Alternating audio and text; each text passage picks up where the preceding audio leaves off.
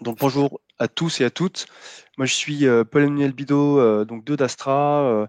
Comme vous le savez, donc nous sommes un logiciel spécialisé pour les DPO et aujourd'hui j'ai l'honneur d'avoir Sylvain Lebarbier avec moi de CGI pour parler d'un thème qui je pense intéresse beaucoup de monde, même au-delà du poste de DPO. C'est donc le lien entre le DPO, le métier de la protection des données et la stratégie ESG RSE des entreprises. Et en particulier, une interrogation sur le rôle du DPO dans ce cadre, dans ces initiatives qui sont d'actualité, nous le verrons tout au fil de la présentation. Tout d'abord, je voudrais donc laisser peut-être Sylvain se présenter. Alors, en quelques mots, moi je dirige l'activité conseil de CGI sur la région Nouvelle-Aquitaine. J'encadre une vingtaine de consultants environ. On est spécialisé sur différentes thématiques en lien avec les domaines de la conformité notamment, mais aussi de l'excellence opérationnelle, des sujets dits à impact aussi, donc qui englobe notamment les sujets de type RSE. Et nous avons le plaisir d'être partenaire de d'Astra qui, après un long comparatif des solutions de pilotage d'activité RGPD qu'on a réalisé sur le marché, nous a convaincus de cheminer avec eux dans le sens d'une meilleure efficacité de la protection des données personnelles dans les entreprises. Voilà. Merci Sylvain. Donc le thème d'aujourd'hui, il est un petit peu différent du RGPD, même si on va voir que c'est très très lié, mais il est le thème de l'ESG RSE. Alors pourquoi ce thème? Parce que d'abord, vous le savez, qu'il y a peut-être c'est même sûr, une réglementation qui s'applique au 1er janvier, qui est le CSRD, dont on va reparler longuement. Mais c'est pas juste d'un point de vue tactique, c'est aussi d'un point de vue vraiment long terme sur les liens qu'il peut y avoir entre ces deux métiers, DPO et responsable ESG, avec une interrogation, sont-ils les mêmes? Sont-ils différents? On n'aura pas forcément la réponse, mais je tiens à dire que c'est important de se poser la question dès maintenant, compte tenu justement de ce que c'est que le ESG et les RSE. Donc ça va être vraiment la première partie de notre discussion avec Sylvain, car il s'agit d'une discussion, ce type de webinaire. C'est vraiment un échange. Donc nous avons longuement travaillé, préparé, et on a essayé de ressortir pour vous des éléments d'importants, de connaissances. Donc je tiens à préciser qu'on s'adresse principalement aux DPO. Aujourd'hui, néanmoins, c'est de la matière qui pourrait être utile également à vos responsables RSE respectifs dans vos organisations. Ce webinaire est enregistré, il sera diffusé sur le site internet d'Astra par la suite, donc il sera disponible en replay, donc n'hésitez pas à participer. La durée du webinaire va être jusqu'à midi et on essaiera de s'arrêter à 11h45 pour répondre à vos questions. N'hésitez pas, voilà, si vous n'avez pas le temps, si vous devez nous quitter, vous aurez accès au replay. Donc première partie de cet échange, je laisserai la main à Sylvain pour nous rappeler ce qu'est l'ESG RSE, puisque beaucoup de DPO connaissent leur RGPD, heureusement, mais pas forcément beaucoup ce sujet qui est connexe, qui est lié à la conformité. Et on verra qu'il y a beaucoup d'actualités. Et c'est, je pense, important, ne serait-ce pour avoir cette culture générale. Et c'est sur ce corpus-là que nous nous baserons pour parler de comment valoriser la RGPD et la privacy au sens large au sein des initiatives ESG RSE, dans une perspective de valorisation du métier du DPO. Finalement, le RGPD, on le sait, c'est pas que utile pour cocher des cases, pour respecter la loi, c'est aussi utile pour l'organisation, c'est en lien avec tout ce que nous pensons et ce que nous faisons chez Dastra, que ce soit d'un point de vue gouvernance des données, que ce soit d'un point de vue cybersécurité, conformité au sens large. Mais là, voilà, il y a un nouveau pendant que nous avons découvert et ce à quoi nous allons discuter aujourd'hui, c'est le lien et l'apport finalement du RGPD au sein de ces initiatives RSE. Et enfin, je vais vous expliquer comment calculer très concrètement quelques indicateurs qui seront utiles en fait pour la stratégie ESG RSE des entreprises avec Dastra. Voilà, sans plus attendre, je passe la parole à Sylvain. Sylvain, n'hésite pas à me dire quand tu souhaites que je passe les slides les uns après les autres pour cette première partie de ESG RSE. De quoi parle-t-on? C'est parti, on va pouvoir passer au slide suivant. Alors, l'objectif de cet échange, c'est aussi de montrer que le DPO n'est pas qu'un garant de la conformité à un ensemble de réglementations dans l'entreprise, mais il est aussi un acteur à part entière de la démarche de citoyenneté de cette entreprise-là. Et en fait, il s'inscrit dans cette démarche RSE. Alors aujourd'hui, quand on parle de la RSE, on entend un peu tout et n'importe quoi. Les termes qui sont utilisés sont galvaudés, intervertis. Parfois, on dit on parle plus de RSE, on parle de ESG. Parfois, on parle de label, on parle d'ISO. Il y en a un petit peu dans tous les sens. Mais ce sur quoi on veut attirer votre attention aujourd'hui, c'est que de plus en plus, l'entreprise s'inscrit dans une certaine forme d'engagement et le législateur français et européen on essaie d'accompagner ou en tout cas d'inciter l'entreprise à être de plus en plus engagée dans cette citoyenneté. La RSE, ça va se traduire comme l'ensemble des engagements qui sont pris par l'entreprise pour améliorer cette empreinte citoyenne. Alors, traditionnellement, on distingue 3 grands enjeux, les enjeux environnementaux, les enjeux sociaux, les enjeux sociétaux, ou de gouvernance. On utilise les deux termes l'un pour l'autre, peut-être maladroitement, hélas. Et ce qu'on va appeler l'ESG, donc ESG, ça veut dire environnement, social et gouvernance, ce sont des indicateurs qui sont publiés par l'entreprise pour répondre à une demande et une appétence des investisseurs. Alors aujourd'hui, quand on parle de RSE, on parle de tous les petits pavés là qu'on a en dessous. On parle de développement durable, on va en parler plus en détail tout à l'heure, puisque la RSE devient un sujet dit de durabilité. On parle aussi d'entreprise à mission, qui est une nouvelle qualité que peuvent adopter librement les entreprises qui souhaitent s'engager encore plus loin dans leur citoyenneté. Et puis, on parle aussi d'ISO. On va beaucoup parler d'ISO aujourd'hui, puisque dans les normes ISO, enfin particulièrement dans l'ISO 26000, on va découvrir beaucoup de choses qui concernent la protection des données personnelles. Et comme l'ensemble des réglementations actuellement en vigueur et à venir vont devenir contraignantes pour les entreprises en matière de RSE, on va voir dans quelle mesure la protection des données personnelles va servir la démarche RSE valorisée par les entreprises. Oui, donc s'il y a une norme à retenir, hein, quelque part aujourd'hui de RSE, c'est finalement l'ISO 26000, c'est ça? Oui, alors, normes, alors, les normes ISO ne sont pas des normes contraignantes. Et cette norme ISO-là, elle est un peu particulière. On va plus parler de référentiel ISO 26000 parce qu'on ne peut pas vraiment contrairement à d'autres normes ISO, on ne peut pas être certifié ISO 26000. Il y a des labels qui ont été adoptés. Par exemple, l'AFNOR a adopté un label qui s'appelle Engagé RSE, qui va reprendre à la fois le contenu de l'ISO 26000 et la structuration des rapports de durabilité qui vont être exigés à partir de 2024. Et on va pouvoir obtenir des certifications. Et l'intérêt de ces certifications, c'est pas forcément d'afficher une certification, d'afficher un label, pardon. C'est surtout que tout le travail en amont va permettre de constituer une documentation et une démarche qui vont venir alimenter les rapports qui, eux, vont être obligatoires dans un deuxième temps. Alors, un petit peu de terminologie, on va passer assez rapidement dessus, mais on va beaucoup l'utiliser tout au long de ce webinaire. Donc, on parle de RSE, qui est globalement la démarche de l'entreprise qui a pour vocation à répondre à des enjeux de citoyenneté, des enjeux sociétaux. L'ISO 26000, qui va être un ensemble de lignes directrices définies par l'AFNOR et qui permettent de préparer toute sa démarche de responsabilité sociétale. L'ESG sont ni plus ni moins que les critères, les indicateurs qu'on va définir en interne pour essayer de montrer sa performance en matière de développement durable. La DPEF, c'est une terminologie qu'on va beaucoup utiliser.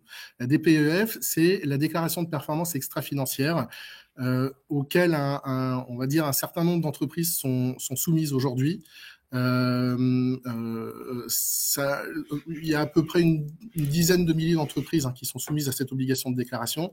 Et dans cette déclaration, on va retrouver parfois parce que c'est pas très normé, on va retrouver parfois des informations sur les actions qui sont menées par l'entreprise en matière de protection des données personnelles. La NFRD, c'est la directive qui impose la publication de cette déclaration de performance extra-financière, et la CSRD, donc vous allez beaucoup entendre dans vos entreprises parler de ces deux directives. J'espère que ça a été le cas ça a déjà été le cas, ou en tout cas, je vous invite à étudier un petit peu plus la question après, à l'issue de ce webinaire. La CSRD, c'est une directive qui a été adoptée en 2021 et qui va être obligatoire, 2022, pardon, et qui va être obligatoire d'application obligatoire à partir de 2024, et qui va enrichir et structurer ces rapports de durabilité, et aussi concerner un plus grand nombre d'entreprises, à peu près 50 000 au fil des années à venir. Et enfin, le dernier sujet qui est un petit peu plus technique, mais qui est important aussi, c'est ce qu'on appelle les ESRS, qui sont en fait des normes techniques qui vont expliquer comment on structure un rapport de durabilité tel que prévu par la CSRD. Alors, on va pouvoir passer au slide suivant. Là, on reste beaucoup dans cette thématique RSE-ESG, et l'objectif, c'est progressivement de dérouler ces réglementations-là pour voir dans quelle mesure la protection des données personnelles fait partie intégrante de la réponse à ces réglementations. Oui, voilà, énormément de termes, hein, de terminologie à se souvenir, ce qui n'est pas forcément évident. Mais surtout, ce qui est important, ce que je comprends, c'est que finalement, la CSRD va être quelque part le RGPD de la RSE, si on peut dire ça comme ça, puisque c'est un niveau européen, oui. une entrée en application au 1er janvier, et le rapport de durabilité, qui a été autrefois appelé DPEF, va être finalement la déclinaison concrète opérationnelle de la situation d'une entreprise vis-à-vis de la RSE. Si je résume avec mes mots, Sylvain, c'est ça.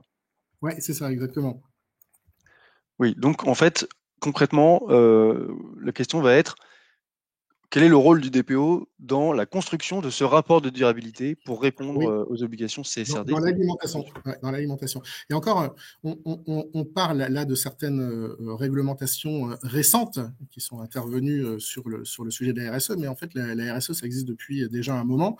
Il y avait une loi, une nouvelle régulation économique qui était intervenue dès 2001, qui a été révisée dans le cadre de la NFRD, qui elle-même est révisée dans le cadre de la loi Pacte, qui elle-même est révisée dans le cadre de la CSRD. Et ce que je voudrais montrer via cette frise, on ne va pas décrypter chaque réglementation, mais ce qui est important dans cette frise-là, c'est qu'il y a une accélération de la réglementation en matière de RSE, parce qu'il y a un souhait de l'autorité de l'Union européenne, de devenir le continent pionnier en matière de RSE, d'où une tendance à être très exigeante en matière de durabilité et aussi de transparence, parce que tout est en jeu de durabilité et de transparence.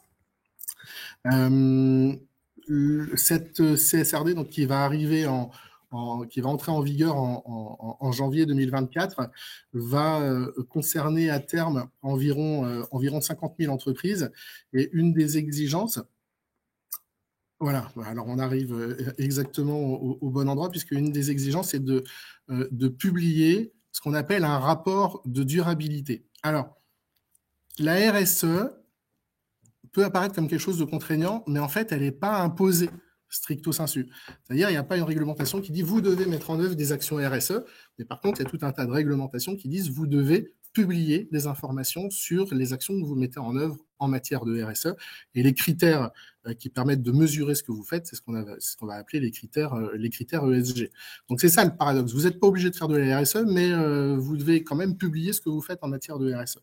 Et la contrainte, elle n'a pas forcément besoin aujourd'hui d'être réglementaire, elle est surtout liée à l'écosystème. Moi, je vois par exemple en tant que salarié CGI et répondant assez souvent à des appels d'offres, je vois depuis 3 ans une accélération et une augmentation du volume d'informations qui nous sont demandées à la fois en matière d'action RSE, mais aussi en matière de protection des données personnelles. On a des questionnaires qui étaient tout petits il y a 3 ans, qui sont considérablement enrichis, et depuis 1 an, maintenant, on nous demande de passer par des plateformes où on remplit des pages et des pages de documents. Il faut importer des preuves aussi, parce qu'on nous demande des preuves aussi de ce qu'on fait, et les rapports qui sont publiés, qui sont publics. Le rapport de durabilité à partir de 2024 a vocation à être non seulement audité, mais publié. Tout ça fait que même si la RSE n'est pas imposée réglementairement parlant, vous ne pouvez pas y échapper. Vous ne pouvez pas aujourd'hui dire je mène pas d'action et je publie un rapport vide. C'est impossible. Mais néanmoins, ce paradoxe que tu soulèves, qui dit que finalement, il y a des choses qui sont imposées, mais le contenu de ces éléments-là n'est pas imposé. Il faut qu'il y ait un rapport de durabilité, mais on ne sait pas le contenu de ce rapport n'est pas imposé. Est-ce qu'on peut faire un parallèle avec le RGPD, où quelque part c'est la charge de la preuve qui a été inversée, où les organisations ont l'obligation d'être conformes, mais nulle part dans le RGPD est précisé ce que doit contenir le registre de traitement, etc. Alors, aujourd'hui, la déclaration de performance extra-financière, qui est encore le régime qu'on connaît, il donne de grands axes de contenu que l'entreprise doit justifier en termes d'action, mais la DPEF, c'est pas un document qui est très structuré, en fait. Donc son alimentation, elle est plutôt libre, elle n'est pas très contraignante, et en ce sens, la DPEF a été assez souvent décriée comme un rapport dans lequel on mettait ce qu'on voulait et qui n'était pas trop impactant, enfin, qui ne permettait pas vraiment de mesurer l'impact de l'entreprise. Demain, avec la CSRD, la DPEF disparaît. On va devoir publier un rapport de durabilité. Le rapport de durabilité, lui, même si on ne dit toujours pas quelles sont les actions qu'on doit mener, précise de manière assez fine, va avoir vocation à préciser de manière assez fine comment le rapport doit être structuré. Et c'est ce qu'on appelle les fameuses normes SRS. Il y en a 14. Elles sont toujours en phase d'approfondissement, hein, même si des drafts, même si des projets ont été publiés.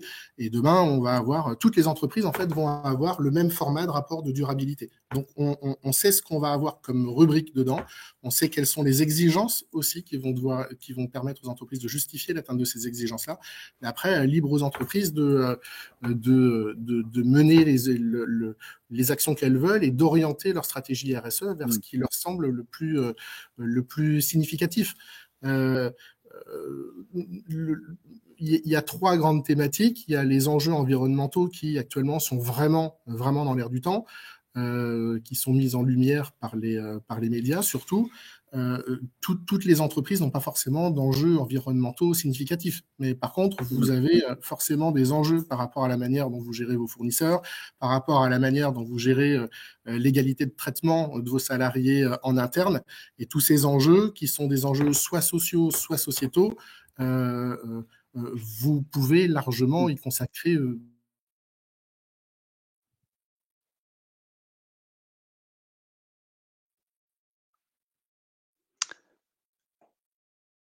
Allô? Alors, je n'entends plus Sylvain. Est-ce que vous le recevez? Non. Bon, écoutez, il doit y avoir un problème de connexion. Donc, finalement, peut-être le temps que Sylvain se reconnecte, je prendrai la suite. Finalement, ce que je comprends, en tout cas de mon point de vue, c'est que la RSE n'est pas aussi précise que le RGPD sur certains plans. Par exemple, il n'y a pas d'article 30, etc. Néanmoins, il y a quand même un corpus de texte qui est précisé. Sylvain, tu es avec nous? Non, il doit y avoir des problèmes de connexion. Donc, il va arriver. Alors, je vais poursuivre, hein, évidemment, pour ceux et celles qui venaient. Alors, justement, quand on résume les différentes rubriques de l'ESG RSE, ce que disait un petit peu Sylvain, hein, c'est que il faut bien retenir finalement 3 grandes catégories, hein, d'éléments. Le premier, le corpus de ISO 26000, qui n'est pas une norme en soi, hein, ce que disait Sylvain, mais vraiment plutôt donc un référentiel à suivre sur lequel est basée l'intégralité de l'approche RSE en fait depuis le début. Dans ce cas, on voit qu'il y a des sujets comme le droit de l'homme, comme les relations et conditions de travail, l'environnement, la loyauté des pratiques, les questions relatives aux consommateurs, les communautés, le développement local et la gouvernance, qui sont en fait des thématiques spécifiques à ISO 26000, néanmoins qui concernent le RGPD. Est-ce que Sylvain, tu es de nouveau avec nous? Allô Houston, Oui, on est-ce que vous t'entend. m'entendez? Ouh, ça faisait longtemps que j'ai été coupé? Quelques minutes. Là maintenant, on peut reprendre. D'accord. Donc, on parlait des résumés justement sur la différence entre ISO 26000, DPEF et rapport de durabilité. Alors en fait, l'ISO 26000, on le met un petit peu de côté. Les obligations, aujourd'hui, c'est la DPEF, demain, c'est le rapport de durabilité. Alors, on ne va pas rentrer dans le détail, mais l'objectif, c'était de vous illustrer ce que vont devoir contenir ces deux rapports. Globalement, on va retrouver la même chose. On va retrouver des informations à caractère social, sociétal et environnemental. Et surtout, l'intérêt du rapport de durabilité, c'est que maintenant, il va être structuré autour de ces fameuses ESRS. Il y a un point qui est très important, c'est que la directive NFRD, donc qui impose la DPEF, et la directive CSRD, qui impose le rapport de durabilité, dans leurs considérants, visent explicitement la norme ISO 26000 comme étant un référentiel ou un ensemble de lignes directrices qui permettent de monter des actions qui vont pouvoir être valorisées dans le cadre de ces deux documentations-là. Et l'ISO 26000 est hyper intéressante parce que c'est le seul document qui est visé par ces réglementations-là, qui va spécifiquement porter attention à la protection des données à caractère personnel et de manière relativement détaillée. Donc, ce qu'on vous propose aussi ce matin, c'est de voir ce qu'il y a dans cette norme ISO 26000 en matière de protection des données personnelles. Et puis, on va voir si les DPO autour de la table s'y retrouvent, si ce sont des thématiques qui leur parlent. Et n'hésitez pas d'ailleurs dans le chat à nous faire part de votre expérience. Est-ce que vous travaillez, vous, déjà aujourd'hui sur le sujet RSE en tant que DPO? Est-ce que c'est des sujets que vous voyez? Vous avez déjà un début de collaboration avec les bonnes personnes? Tout ça, c'est des choses qui nous intéressent.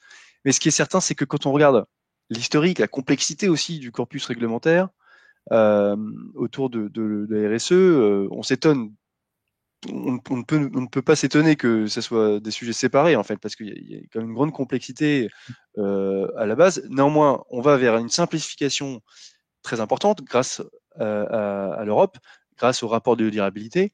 Donc, on a essayé d'identifier ici les briques qui peuvent concerner de près ou de loin les données personnelles des employés, des clients, des sous-traitants, etc. Et la protection des données, évidemment, au sens large. Est-ce que tu peux nous dire peut-être, Sylvain, pourquoi est-ce que finalement, quand on regarde les rapports de durabilité, le SRS G1, conduite des affaires, pourquoi est-ce que c'est là-dedans qu'on va retrouver des éléments liés au RGPD et pas dans les autres, par exemple? Alors, en fait, il y a pas que là-dedans, il y a aussi, en fait, là, il n'y a pas toutes les normes. Il y a deux autres normes qui sont explicitées dans le pavé juste en dessous. Ce sont des normes transverses. Et il y a une de c'est des normes ESRS encore. Et il y a une de ces normes qui présente un intérêt particulier puisque elle impose dans le rapport de durabilité d'évaluer, enfin, d'expliciter la manière dont on va gérer les impacts, les risques et les opportunités. Et du coup, rien que cette thématique-là va couvrir tous les sujets qui vont mettre en cause, qui pourraient mettre en cause la durabilité de l'entreprise. Et en fait, le risque de non-conformité fait partie de ces risques-là. Oui, donc en fait, il y a un lien fort entre les deux. Néanmoins, il n'y a pas aujourd'hui de table de correspondance Non, précise documentée, en raison du fait que voilà, il y a encore beaucoup d'incertitudes sur le ouais. contenu que doivent avoir ces rapports de durabilité, hein, si je comprends bien. Mais en fait, les rapports, que ce soit la DPEF ou le rapport de durabilité, ils vont parler à chaque fois des droits de l'homme, notamment, et la protection des données personnelles fait partie intégralement des droits de l'homme. Quand on regarde aussi l'ensemble des considérants de la CSRD, donc de ce qui impose la publication d'un rapport de durabilité, il y a toutes les conventions relatives aux droits de l'homme qui sont visés, qui sont signifiés, et donc l'entreprise doit expliquer pourquoi et dans quelle mesure elle prend en compte les enjeux en lien avec les droits de l'homme, dont la vie privée fait partie, et la vie privée encadre notamment la protection des données personnelles. Mais je rappelle aussi que ces documents, ces normes-là, visent directement la norme ISO 26000, telle qu'elle. Hein. Vous pouvez utiliser tout le contenu de l'ISO 26000 pour répondre aux enjeux à vos enjeux de durabilité. Et dans l'ISO 26000, on va voir ça tout à l'heure, on va retrouver littéralement un certain nombre de points qui font directement écho au RGPD, enfin à la réglementation en matière de protection des données personnelles. Alors, et il y a des entreprises qui l'ont déjà intégré dans leur déclaration de performance extra-financière. Donc demain, ça va apparaître de nouveau dans la durabilité. Et inversement, d'autres qui ne le font absolument pas figurer, donc qui n'ont pas identifié que ça pouvait constituer un risque en termes de durabilité. oui, et donc, c'est réservé aux entreprises de plus de 500 employés, c'est ça, hein, la CSRD, à partir du 1er janvier. Au niveau européen? Non, ça c'était plutôt la DPEF. La DPEF avait une assiette qui était un petit peu plus réduite.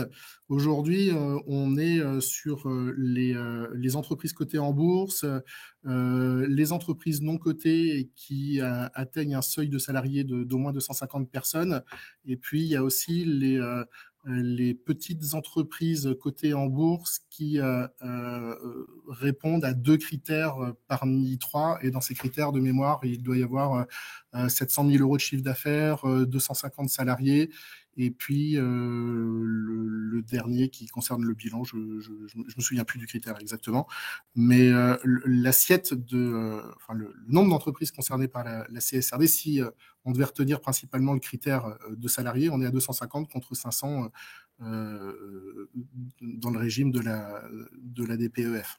Oui, d'accord. Donc potentiellement, vos entreprises à vous sont concernées, en fait, hein. Tout le monde Ça fait 50 000, ça va faire 50 000 entreprises environ, 49 000 si on veut être précis, contre 10 000 aujourd'hui. Donc le souhait du législateur européen, c'est que tout le monde y passe à un moment ou à un autre. Et je pense que c'est que la première étape, puisque là, l'exigence, c'est de publier des rapports, donc c'est de faire preuve de transparence et d'information. Demain, on ne peut pas exclure que des engagements en termes de résultats soient publiés, soient exigés par l'Union européenne. Ça pourra toujours arriver. Mais là, on est vraiment uniquement dans la publication d'informations. Et le DPO va pouvoir activement contribuer à cette alimentation-là. Alors comment justement, une question de Frédéric Spad, quelles sont les données à caractère personnel impactées ou susceptibles d'être présentes dans les traitements que l'on pourrait identifier? Bah, c'est justement la grande question. On apporte quelques pistes à la fin de ce webinaire, mais peut-être avant d'aller jusque-là, présenter, peut-être avancer un petit peu et finalement se poser la question de comment valoriser la protection des données personnelles dans la démarche RSE d'une entreprise. Et donc pour savoir ça, on va réfléchir à des cas concrets. Donc je passe à la diapo suivante, Sylvain, qui va nous représenter finalement un extrait d'une DPEF. On ne peut pas présenter de rapport de durabilité aujourd'hui puisqu'ils ne sont pas encore en application, hein, c'est ça? C'est ça, c'est toujours le régime de la DPEF, mais si vous avez déjà une DPEF consistante, demain, vous allez retrouver la même chose dans votre rapport de durabilité. Il suffira de le structurer un petit peu différemment. Allez voir sur Internet des déclarations de performance extra-financière. Vous prenez les entreprises du CAC 40, vous tapez DPEF dans Google, et puis vous allez consulter leur rapport, et puis vous allez voir. Déjà, vous allez voir comment c'est construit, et puis vous allez voir s'ils parlent de protection des données personnelles. Et de temps en temps, on a des surprises. Par exemple, dans l'une des déclarations qu'on a pu consulter, on s'est rendu compte que déjà, on a parlé tout à l'heure de gestion des impacts, des risques et des opportunités, et déjà cette gestion des impacts et des risques et des opportunités prévue dans la CSRD, dans le rapport de durabilité, figurait dans une DPEF et faisait apparaître très nettement la protection des données à caractère personnel comme l'un des enjeux auxquels l'entreprise s'engageait à répondre, ou en tout cas comme un des enjeux identifiés comme présentant un risque significatif. Là, on a un risque élevé quand on quand on associe la probabilité d'occurrence avec son impact, donc on a un sujet de conformité, de respect des lois et des réglementations qui est majeur pour cet acteur-là. Inversement, on a des DPEF où on n'a rien du tout dedans en matière de protection des données personnelles, alors on sait que c'est un acteur qui a des traitements potentiellement sensibles. Ce qui ne veut pas dire que l'acteur en question ne fait rien en matière de protection des données personnelles, mais peut-être juste que la personne qui est à l'origine de la rédaction et de la publication du rapport n'a pas identifié la protection des données personnelles comme un facteur de durabilité de l'entreprise. Peut-être qu'elle ne sait même pas du tout qu'il y a un DPO, peut-être que le DPO lui-même n'a pas identifié qu'il ne faisait pas que de la conformité, mais un accompagnement de l'entreprise dans l'amélioration de son empreinte citoyenne. Et je pense que dans beaucoup d'entreprises, le DPO ne communique pas plus que ça avec son responsable RSE, ni avec la personne qui est en charge de la rédaction de ces rapports-là. Alors, j'en profite pour faire mon propre mea culpa. Moi, j'ai travaillé 14 ans dans un groupe de protection sociale, 7 ans sur des sujets de protection de données personnelles et 7 ans sur des sujets en lien avec la RSE. Quand je faisais la protection des données personnelles, ça m'a jamais effleuré d'aller voir le responsable RSE pour lui parler de ce que je faisais. Et quand je faisais de la RSE, je faisais que de la RSE et j'avais complètement oublié que on faisait aussi beaucoup de protection des données personnelles. Donc ça va pas de soi, ça va pas forcément de soi que les deux se rencontrent. Et pourtant, demain, les deux ont tout intérêt à se rencontrer pour parler de leur expérience et de leur vie au quotidien. Et on va voir dans les slides juste après qu'ils peuvent s'enrichir. Inversement, je vois dans des rapports dans des déclarations de performance extra-financière comme seule action, comme seul indicateur mis en avant, nous avons désigné un DPO. La belle affaire, quand on est obligé de désigner un DPO, on désigne un DPO, mais je ne vois pas en quoi ça constitue un indicateur de performance de l'entreprise en matière de durabilité. Ce qui n'aurait pas été forcément le cas, ça aurait peut-être été différent avant le RGPD. Avant le RGPD, on avait un correspondant informatique et liberté qui pouvait être désigné librement par les entreprises. Elles n'étaient pas obligées de désigner un correspondant informatique et liberté, mais elles pouvaient le faire. Et on pouvait, je pense, on aurait pu partir du postulat à cette époque-là que, en cherchant à aller plus loin dans son engagement en matière de protection des données personnelles, les entreprises qui désignaient un CIL avaient tout intérêt à valoriser cette action-là dans leur communication en tant qu'entreprise citoyenne. C'est vraiment c'est vraiment un sujet. C'est vraiment un sujet, mais il faut qu'on se parle. Et justement, alors finalement, ce DPEF, cette déclaration demain, rapport de durabilité, finalement, ce qu'on comprend, c'est que c'est une démarche basée par les risques. Oui. Est-ce qu'on peut la comparer, à ton avis, à un document que peut produire déjà le DPO, qui est le bilan annuel de la protection des données personnelles ou son équivalent? Le bilan annuel du DPO, il n'est pas très normé non plus. Donc le DPO communique ce qui lui paraît important en termes d'information, en termes d'indicateurs. Dans la DPEF, dans le rapport de durabilité, on va aussi avoir des indicateurs de performance qui vont être diffusés. Comment est-ce qu'on peut faire en sorte pour que les indicateurs du DPO puissent être utilisés tels quels dans le rapport de durabilité? Faut un algorithme, et l'algorithme, c'est ni plus ni moins que la langue que vont utiliser le DPO et le responsable RSE pour s'expliquer l'un à l'autre leur activité. Et ce qui serait intéressant, ça serait que le DPO fasse challenger présente son bilan annuel à son responsable RSE, à son directeur RSE, pour lui dire voilà les indicateurs que j'utilise, voilà ce que je mets en avant, voilà ce que je fais.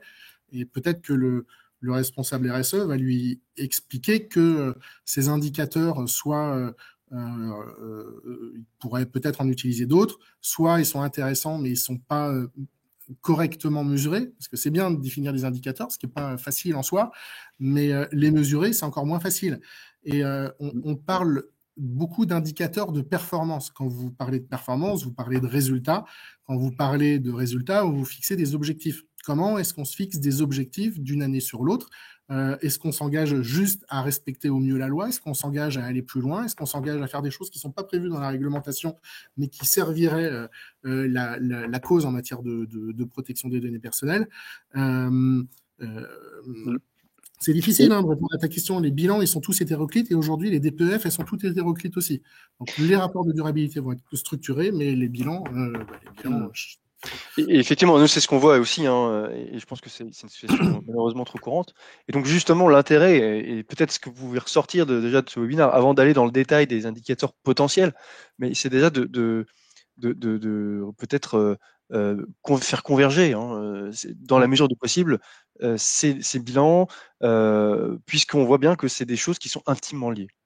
ouais. Donc si on avance un petit peu, encore une fois, pour être un peu plus précis, parce qu'on a déjà des demandes de quelles sont les données qu'on peut utiliser, mais est-ce qu'on peut juste dire un mot sur finalement les sections de ISO 26000 qui peuvent être utilisées par les DPO pour justement promouvoir la bonne parole?